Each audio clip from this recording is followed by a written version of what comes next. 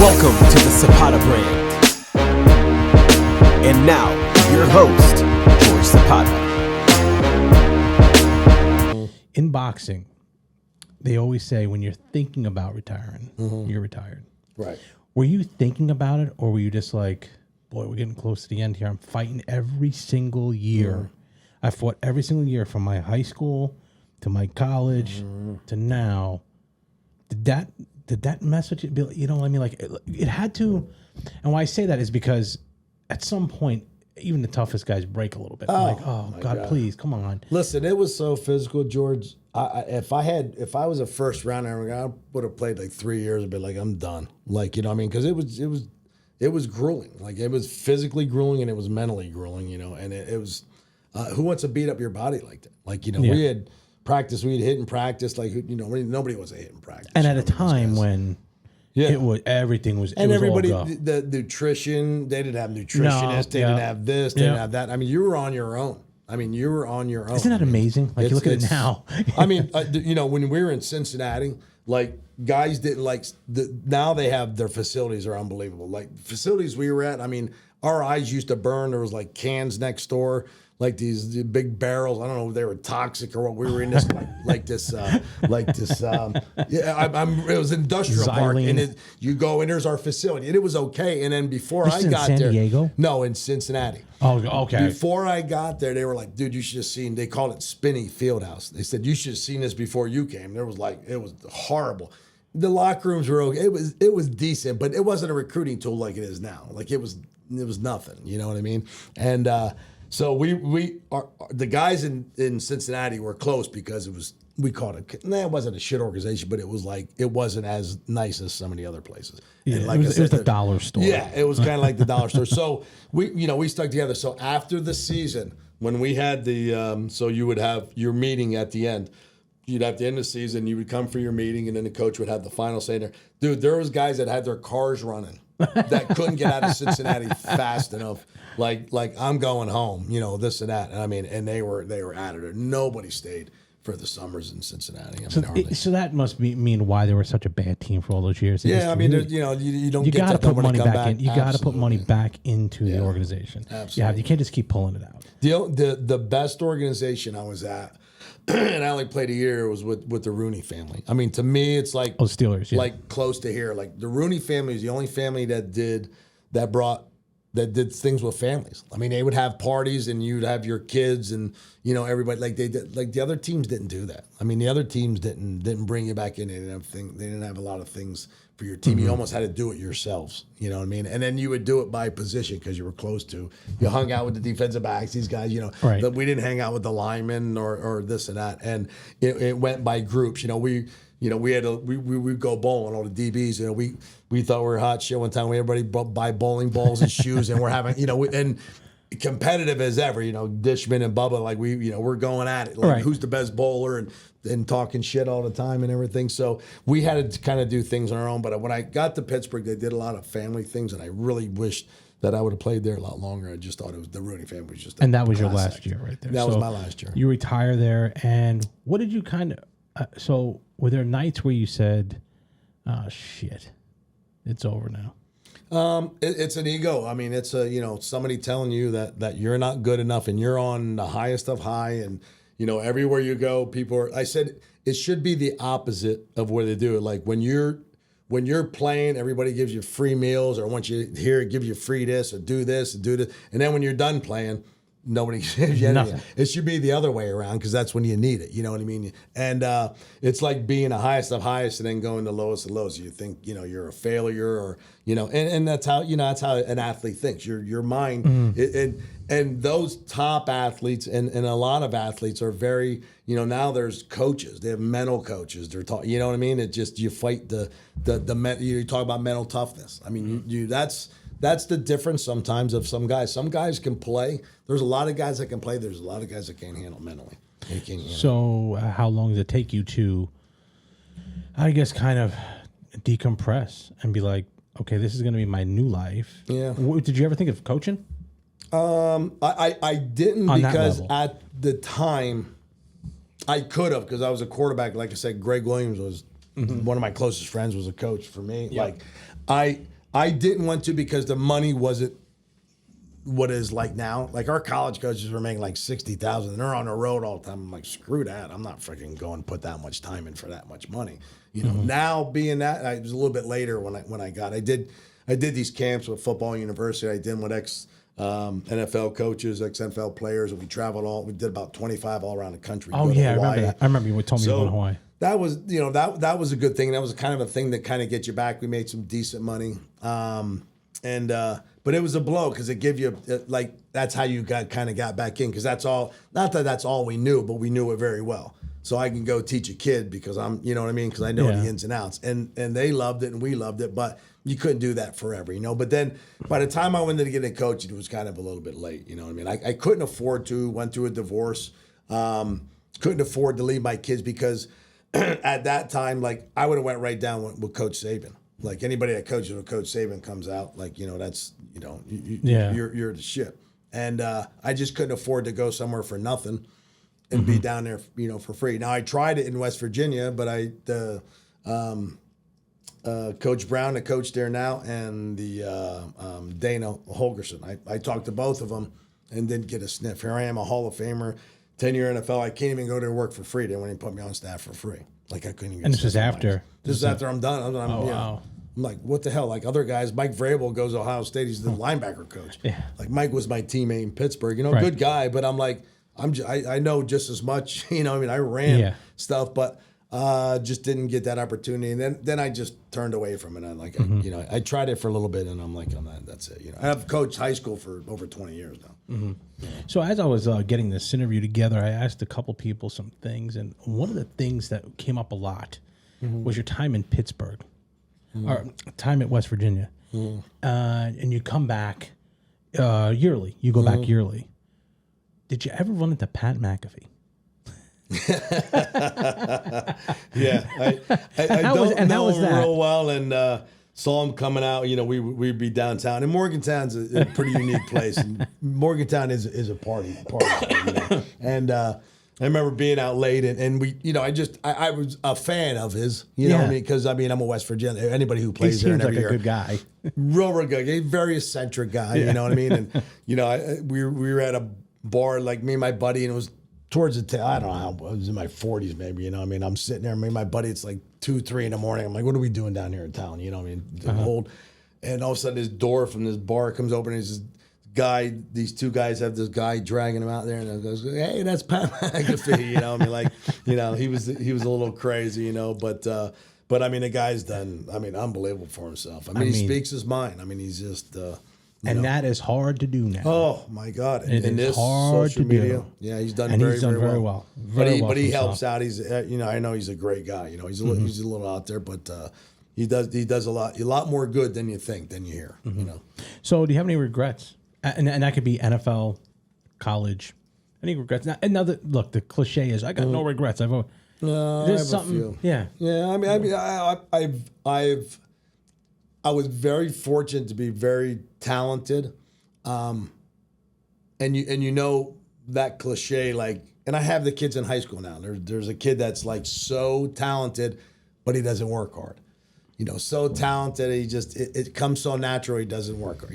Like, I wish I would have worked on some of the other, the more things that kind of worked harder. It didn't have to. I didn't. Because I was a smart player, it came a little easier to me.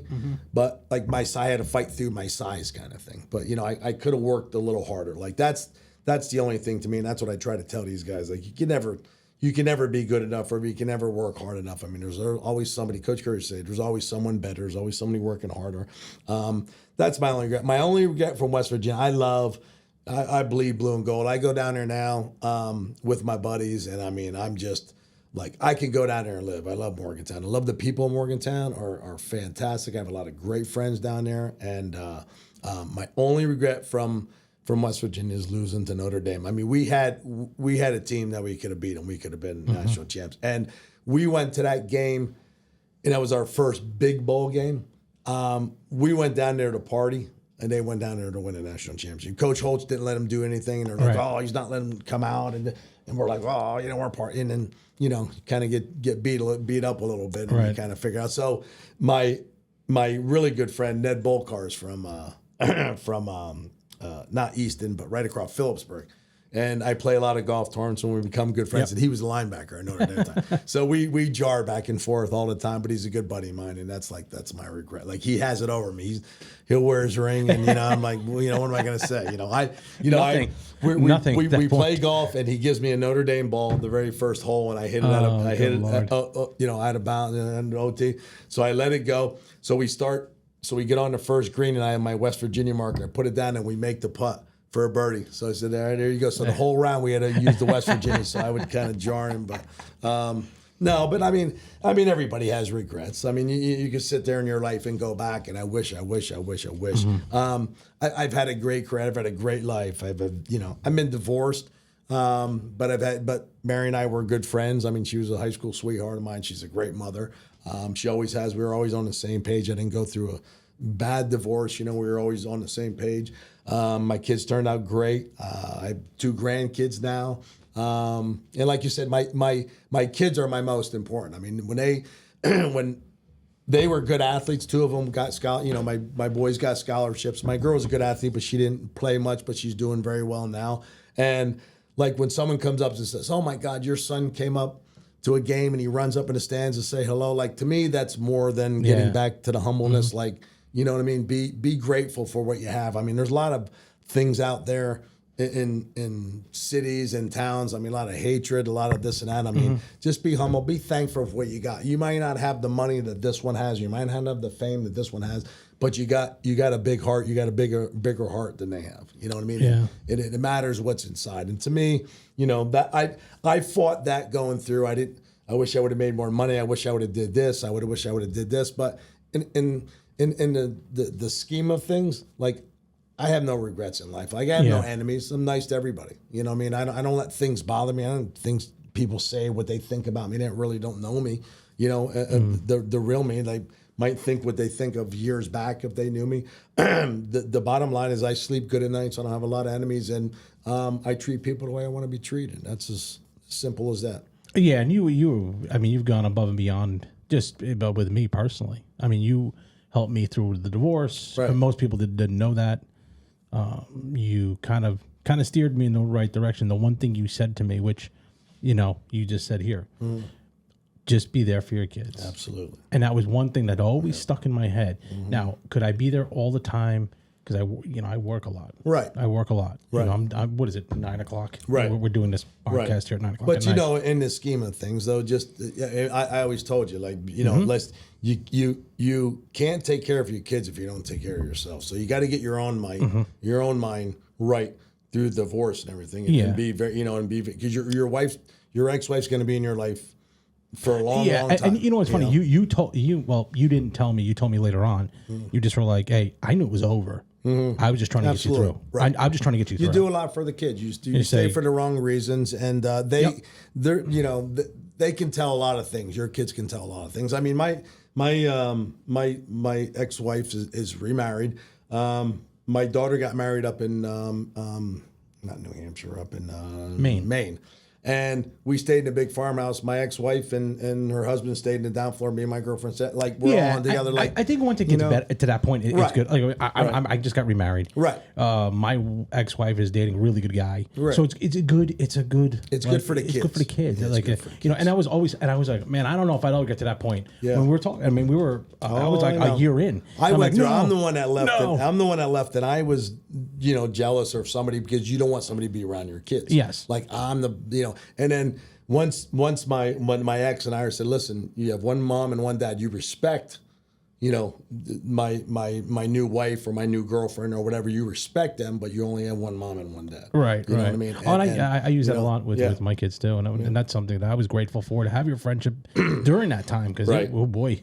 But I mean, you do. I mean, just like you talk about me of the things that you do around here for companies or for schools and the stuff you've donated. I mean, don't think that's not realized either. I mean, you do a lot for a lot of people, and not not only me and our organizations, but for a lot of people. I mean, you could talk to a lot of people, and that's why you're successful, and that's why people come here, because you're have a great bagel shop and a great place, but you're a great guy and you have a big heart and you do a lot for people, and that's what comes. I said I would always think, like, you have George Curry, you have Bo Orlando, you have Ron Polish, Jay Kelchner, Dave Robbins. Who would have thought a Puerto Rican from Jersey City would have a picture out in the front of Front Street? That's right. Me, that's right. Not you. What are the odds? See what happens when you do good things. Unbelievable. But no, I always felt, because I never had anything growing up. Right. And then when I came here, I was a little bit of an outcast where I looked like a thug. I had the earrings, the chain. And you're in a town where not a lot of ethic. It's, right. And they looked at me like, who the hell is this guy? Right. I actually initially someone said I was from the cartel. Honest to God. There's a lot of rumors about a small town. That's the only thing. I didn't. I said no. I that's not me. I'm 5'4". I'm 5'4" Puerto Rican coming Just around. keep your mouth That's it. shut, That's it. I said, he brings the flour bag in. They're full of cocaine. I'm like, what? Eddie Walker told me that. Oh, really? Yeah, he told me that, and I said no. I said no. I'm just trying to make a bagel. Right. So it was just, so I could see, but I fit in. Right. I fit in, and I always said, if you're always nice, you'll get better further. Well, I mean, look, like you said, your dad wasn't around like that, was successful, and I mean, I tell people, like, because we always joke about, when you know something, go ask George. He knows everything in town. You know what I mean? And I mean, just from that, I know you, of where you came from, where you do it, like when you talk about money, when you talk about taxes. I mean, you know your shit. You know what I mean? And that's a very well-rounded guy, other than just. He's a bagel. The bad thing is you go through it. I mean, when I came here, I was 19. Right. So I was handed a checkbook. Yeah. I was bouncing checks everywhere. Right. Yeah. Nobody I didn't tells know. You. Right. Nobody knew. Exactly. Nobody told me. Mm-hmm. I said, "Are you gonna put the money in?" Yeah. I said, "I didn't know. I didn't know." I thought you just take it out. Yeah. So what because I thought, like, the paper, I didn't even know what that meant. And I mean, it sounds stupid. Right. But then you learn. Then you learn the tax codes. You learn when you get hit with a $77,000 negative bank account. Right. I mean, you wake up in the morning and, what the hell just happened? Yeah. And I mean, that's all stuff that I've learned, and I learned the hard way. But when you say, going back to how you grew up without a dad, but you had that close-knit family, it was what I didn't have that I had to come here to get. Now, one thing that I didn't have is we've always worked hard, all the, like the old school Italians, and help families out and blah, blah, blah.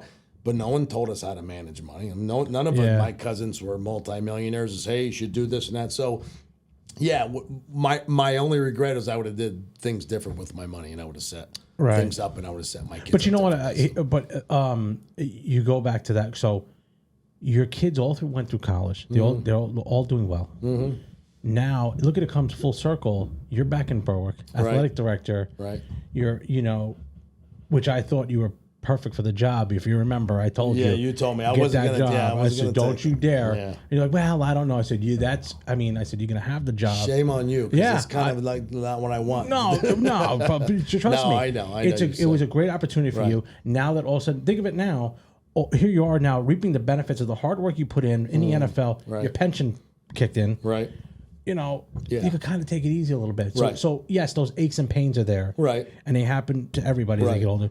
But it's well worth it now. But it's just like what we said, what you teach your kids, like, you may not have, the money this one has, you may not have the fame this one has, or the success this one has, but you have, like you said, you learn from your experiences, and you're the person that you are. And that's what I go by. I feel I'm a good person, and I help a lot of people a great person. I mean, I say great in front of that. Just like yourself, I mean, you do a lot for this community, and I mean, that goes a long, long way to me. Like, you know what I mean? And you know what's funny? You say about the money thing.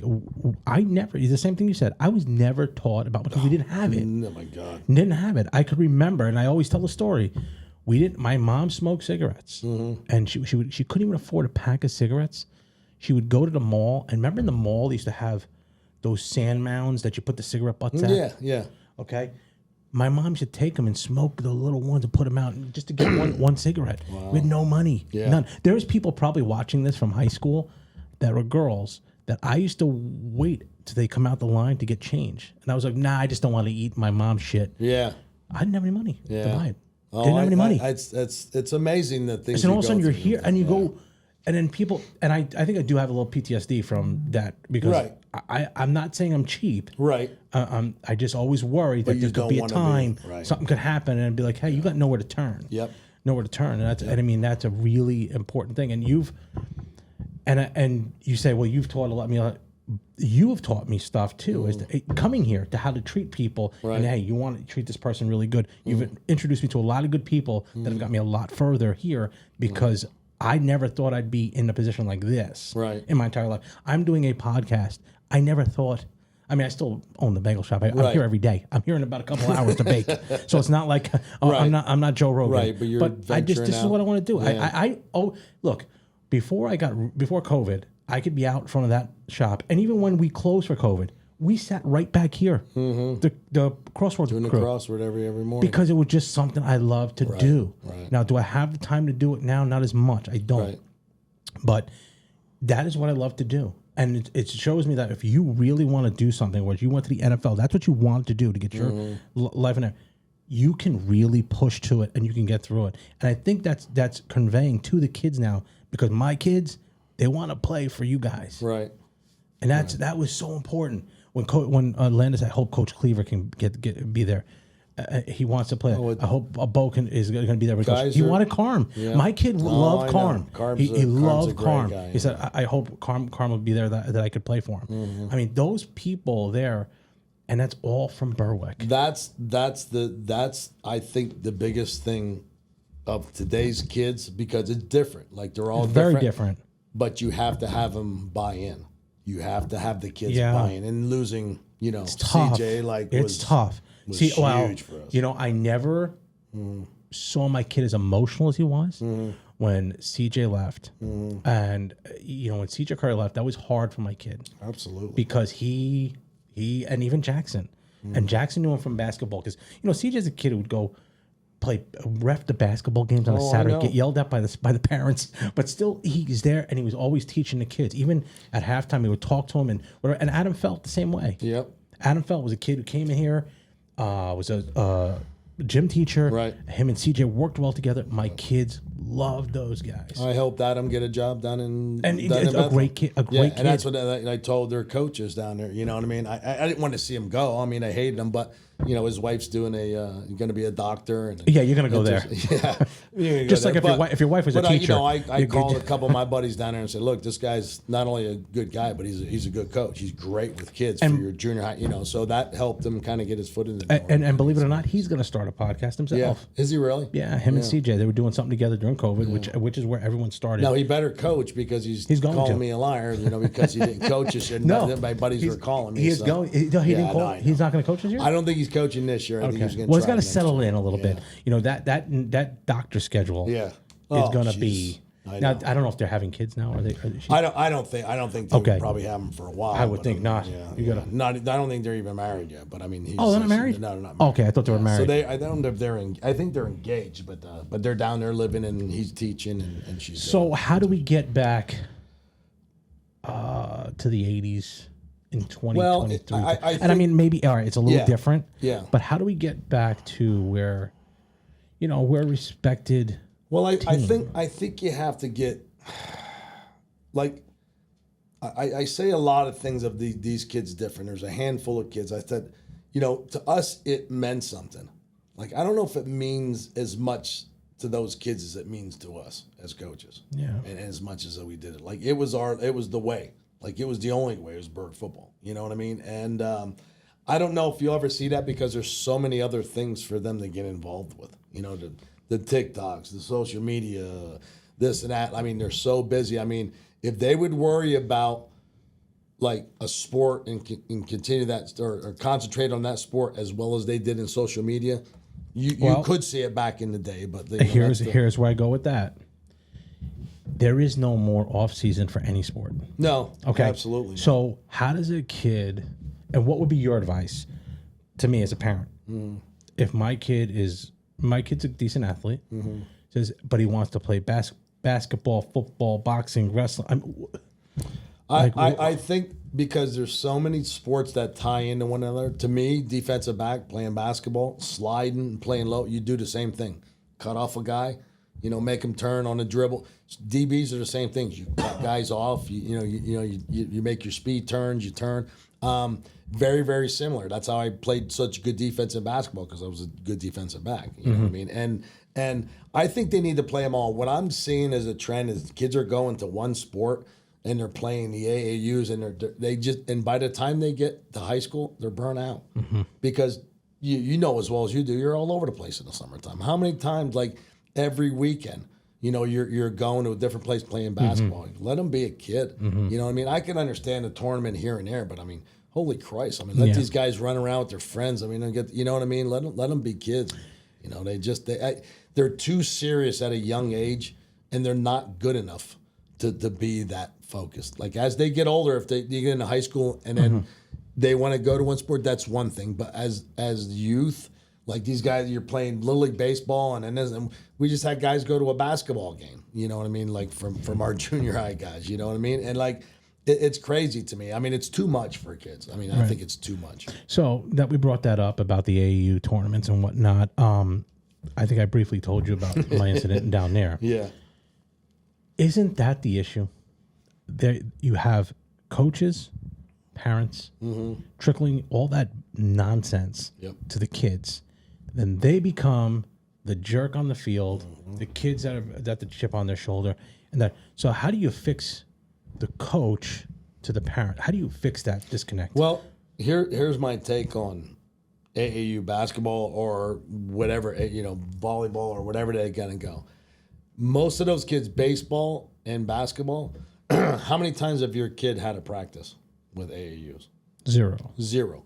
So what do? They go playing games. So if he has some habits, maybe he's weak with his left hand, or he doesn't drive, he doesn't be aggressive, this and that. And he doesn't practice that, how's he going to get any better? He's not. He's being the same as he is. Right. He's not working on any of his skill. Why don't those guys have practices or do drills or he's got to be disciplined to do his drills himself, what he's weak on. But if nobody tells him what he's weak on, how does he know? He's so young. That's my take on baseball and basketball and all this after school or whatever, these groups that parents pay to go in. They don't teach them anything; they just play.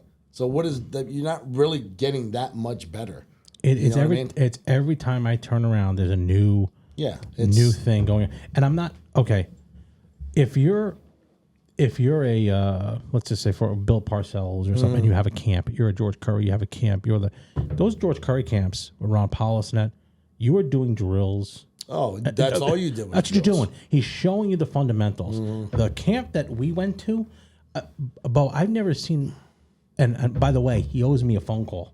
If the president owes me a phone call, right, and I'm this close. Well, that was ridiculous. It was the most ridiculous thing I've ever seen. Yeah. So, where does that stop, or does it stop? Are we too far? Because now you got the NILs. Right. I just saw Baby Gronk signed with Alabama. Yeah. The kid's what is he, 8th grade? It's out of hand. I mean, the NCAA with the NIL, it's in high school. Going to high school now. It's in high school now. And, as long as someone's going to have a camp or do that or parents or pay, next guy's going to do it. The next guy's going to. I don't know where it's going to. It's going to take on to the parents that know, that played and know, kind of control their kids. You know what I mean? But the ones that just keep sending them off and paying. And I'm not saying it's bad. Listen, and those. I guarantee you those AAU coaches are going to tell you you're the next best thing since sliced bread, you're Division 1, Division 2, Division 2, this and that. Listen, if you're good, they're going to find you. They're going to find you. That's exactly what I told my kid. I said, they're going to find you if you're. He said, well, what if they miss? I said, Landon, they're going to find you if you're that good. They're going to find you. All this media, the huddle. My kid wanted me to make a hype video for him. Yeah. I'm like, a hype video? Yeah. I mean, it's gotten out of hand. I mean, when we were there, it was like, if you were a good player, show me your film. Right. Let me see your film. Now it's not like that. It's like who has the hype or who, nobody wants to see. The college recruiter's not looking at highlight films. He's looking at maybe some just to get his eye. Right. But then what does he do? Then he goes and looks at a game. What happens when a kid makes a bad play? Does he hang his head, walk back to the huddle? Does he come back, pat people on the ass? Is he always around the ball? That's what they look like. They recruit athletes. They don't recruit, a defensive back or a receiver. They recruit athletes, and they want to see that character. I recruited you as an athlete, and that's that's a lot of the things that kids have to learn. And that's some of the things that I just had a podcast about how I hire people. I look at the hard skills I can teach, the soft skills I can't. Right. Meaning, if you have a good attitude and whatever, I can't teach that. Right. You're gonna have it or you don't.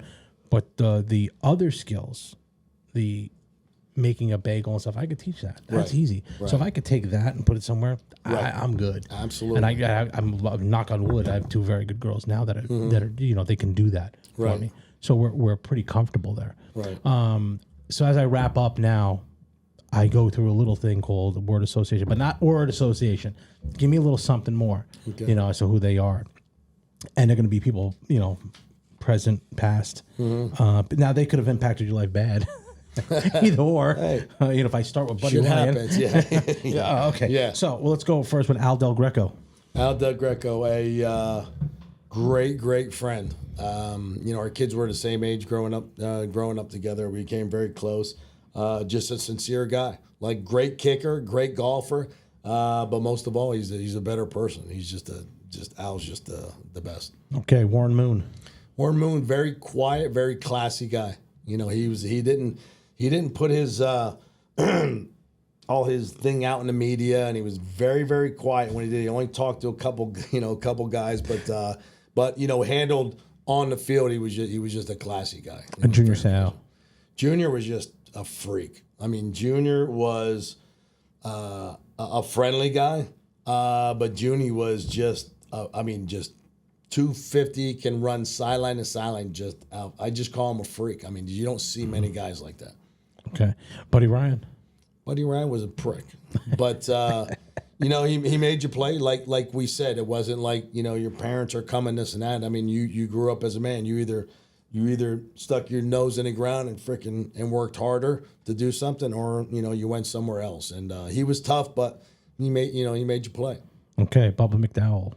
Bubba's one of my boys. Yep. I mean, Bubba's just a classic, quiet, and probably one of the most athletic guys that I've ever been. Bubba can almost touch the top of the backboard. Like, he was just, his calves and he didn't have a bigger upper body. His legs and his calves were just freaking, can jump out of the gym. And he was just a quiet guy. He's coaching. Matter of fact, he's a head coach, and I forget where he's a head coach at right now. And he's waited his turn. I did some camps with him. And on the NFL level? At the FBU camps. Remember, I was doing those things with guys. And Bubba came out, and Bubba's kind of a quiet guy, but there isn't a better guy than Bubba. I love Bubba. Okay. Jerry Glanville gave you a first start there. Jerry Glanville was a character, man. I love Jerry. I mean, Jerry used to, it was fun. I mean, he was fun. He'd have this, he'd have his, Kenny Jackson was on one of his guys. He had one of them all the time, and Kenny would just work the referees. He was a player, but he'd be on his ear like that. No, he was a defensive back. Okay. Kenny Jackson. And Glanville would always have his little air horn, on him in practice, his cowboy hat. And, the best thing about Jerry is we had a little square. We were in San Marcos having training camp, and it was hot out, and he blew his horn early one day, and he was like, we were like, Coach, what's up? And he's like, it's pretty hot. We're like, yeah, we're hot. He goes, I'll tell you what, I'll meet you down it was a bar called the Green Pear and all that. I'll meet you down there in 10 minutes. Everyone in grabbed showers. You cut practice. We were down there drinking because you're all men. But, I mean, he was he made it interesting. He was funny as hell, man. I mean, he was. But, if you didn't play for him, he'd get rid of your ass. Has he passed? He was fun. Did he pass? I think he's still living. Okay. He's still living. He was racing trucks. He used to leave tickets for Elvis. He always pulled his cars up. He was a little out there. He was a character. Yeah, he was fun. Nick Saban. Nick, that's a tough one. That's a tough one. I mean, he's the college, coach of the universe. The guru. Nick was tough. I loved him because I played for George Curry. I played for Coach Nealon, and I played for Nick Saban. I mean, to me, it was nothing. Some of those guys couldn't play because he was too strict, and he didn't have a lot of personality. He was pretty stern, but you would talk about technician and every step. I mean, I learned a lot off of Nick, and he was tough. And a question about Nick Saban: Why can he not make it in the NFL? I don't know. I mean, there's a difference of college, and it's becoming different now because there's NIL and there's more money in the college. But like back then, college, once you go there, like you're there for 4 or 5 years. Like you ain't going anywhere. If you transfer somebody, you lose a year, and then you go. So your goal is to put you up into the NFL. When you're in the NFL, you're dealing with men. You're dealing with guys that have families. I mean, you're dealing with top level guys. Like, you can't pull some of the shit that you pull in college. Okay. You know what I mean? And that's the difference part of it. These guys are hungry. You know what I mean? They're starving, and they're listening to every word he says. You get into the pros, those guys, half of those guys, 3/4 of those guys are making more money. And they're like, screw you. You know what I mean? Yeah. I've had guys, like, I've broken up fights. We had a fight. Matter of fact, one of our DBs, when I got to Cincinnati, we had a couple old DBs in there. We had 2 young guys in there, Bracy Walker, and we had this one coach. This one coach used to ride him, ride Bracy, and Bracy was just like he was a strong safety, this little wiry guy. Like, why is he? I'm like, dude, just relax, bro. The older guys take care of him. And he just was on him and on. One day he just snapped on him and just dude, the desk was running out. We tackled him. Like, he was going to beat the coach's ass. Like, that's the difference of the pros and college. Yeah. Like, the pros, you're a man, you're making money, you have a family. Like, don't talk to me like that. You know what I mean? Okay. And that, that's the thing with Nick. Like, he has good control over those guys. He's putting them that he knows what it takes going to there. When you get in the NFL, they're not going to put up with that, with that stuff. And then obviously George Curry. That would be George. God, I can sit here and talk hours and hours. Probably the most influential guy ever in my life, and way beyond his years. I mean, that guy was football through and through till his last days, when he was hunched over. I'd see him at the White Horse drawing stuff on a napkin. How'd you play this? How do you play this? He was just such a motivator. He did so much for so many other people. Swimmers, you got scholarships. Like, I played with 2 guys in the NFL. John Flanagan from Pottsville. The scouts would come here, like I told you. They would come to Berwick every year, and they were up his house at Thanksgiving, and Pitt and Syracuse were there. And he goes, I'm going to tell you what, if you don't go down to Pottsville and sign Johnny Flannery, you're crazy. Syracuse ended up going down there and signing him. He was a second round pick for the Houston Oilers. He was, was an All-American in college. Yeah. Morandini was Tony Morandini from Wyoming area. Coach Majors was a good friend of Coach Curry. He was coaching at Pitt. Yeah. And I think Tony tore his ACL or tore his knee up in high school and everything. And he told Majors, this is the kid that you want right here. And Tony ended up getting there, and he was I think a free agent in Pittsburgh. I played with the Steelers. I played with Tony, and then when he told me his story. So, like, there's so many stories about coaching. I don't even know that he helped so many other people. So ahead of his time. And I can remember, and George Curry, when I first came, I got here in '96. I'm 19 years old, and I can remember he would come in the morning. I'd be baking. He was an early guy. Like 4:30. 4:30. The doorbell. The door would open. I'm like, oh shit, it's George. So he'd come back, and this is when he was going through the thing with Gus. And Gus and Cody Hall. Yeah. He was there, he was talking to me, and he was sitting there, and he handed me a piece of paper, because I was going through some shit too. Right.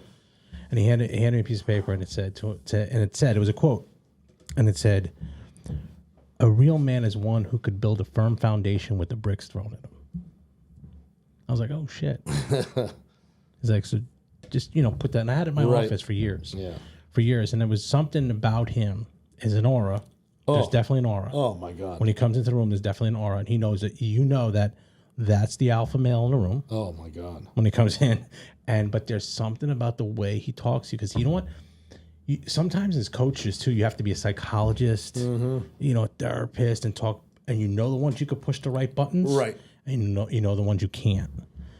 He knew it. He had that game down. I mean, it's funny you say that, because I be in pros and coaches, hey, how's George doing? I'm like, how do you know George? Like, like you're pro coaches, you're thinking this and that. I mean, he was just well respected from all over the place. I mean, the guy was a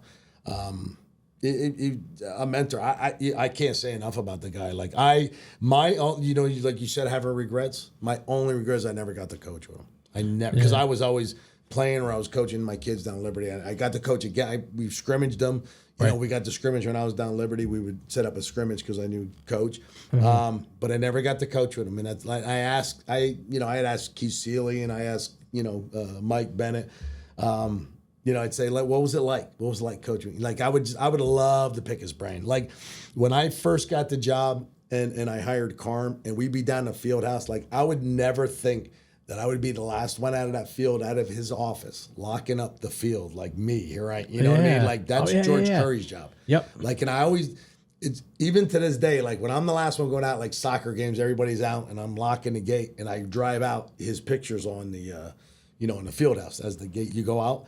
And it like sometimes it gives me an eerie feeling. Yeah. Like that he's like, I know, he's right? looking and going, you know, hey, you guys should have did, or I like, just talk to me. Like, just tell me. Yeah, but wouldn't that be like, you know, if it comes like full circle, almost like, okay, you are arguably the most, well, obviously you played the longest time on the highest level as his coach, and then be like, this is the guy right here. He's gonna follow, not coaching wise, but he's gonna make sure Berwick's gonna be in a better place than when I left. Right. Yeah. I mean, in a way, it kind of seems, you know what I mean? like that's what it seems like to me. Right. Because I'm like, hey, I left this place better. Right. It's in good hands. Yeah. And But now you're athletic you director. always, how much I think of him, like you can never measure up. You know, you can never measure. I can never measure up. Like I always tell people, like I've coached for 20 years. Don't even put me in the same sentence because Coach Curry is way beyond Ryan. Yeah. I mean, I like to think I do a decent job, but he's just kind of, you know what I mean. So, but you know, and lastly will be your mom. I mean, she's patriarch of the family, 90-some years old. My mom is, my mom is the most selfless person that I know. My mom took care of, you know, seven boys and girls, divorces. She's got umpteen great grandchildren. I mean, God, you want to talk about a mentor? I mean, that's my mom's. My mom's is you know, now she's 90. She's going through some things. She goes through some, you know, some mental, goes through some depression, and my brothers and we all go down there and talk to her mom. But I mean, she's been the glue that's held everything together. And how many all the years? And now you have your mom at this point in your life. It's now reversed. Yeah, meaning like you start taking care of her. Yeah, I mean, so again, it's almost like the full circle thing. Where it's funny how like as you get older, like and people say that to you when you're younger. You know, nobody pays attention, but it's true. It's true. You know, and that's what makes you and I talk about having a heart and take care of. You know, sometimes I've cleaned up my mom's. Like, who think I'm gonna be doing that? But I mean, that's my mom. I'll do anything for my mom. You know, and that's the kind of people that you are. Like, some people won't do that. Some people can't do that. I'll always be there for my mom. She was always there for us and everything. So it's you know. So I wrap it up by saying once again, thank you. This was supposed to be the first episode. It wasn't. I screwed that up. It was a terrible thing, but I appreciate you coming again. Anytime, coming out doing this. You just had 18 rounds of golf? Yeah. No, I played 9 today, but we lost our league there. Things, yeah. You come out here, you're nice enough to do this for me. My friends from New Jersey were all over me because they're Giants fans. Right. Jets fans. Right. Oilers, when you guys were big with Warren Moon. And I'm like, where's the bow? I'm working on it. Well, tell your boys too. I remember I told Rafael Santana I played. You know who was my partner was Stephen Baker, the touchdown maker. I was teaching Stephen how to play golf. He was he's a good friend of mine. He's a great guy. I love Stephen Baker. And it's great. You know, as always, Bo, I will see you probably tomorrow morning. Absolutely, I'm here every morning at the shop doing crosses, sharpen my horizon there. You know what I mean? So. But not too many straight answers from Bo there. The crossword puzzle. Thank God we got an eraser. But as I end every podcast with, don't be envious of what I've accomplished in my life. Be inspired by what you can do in yours. Thank you. Bo, you're the man. Thank you. Finally.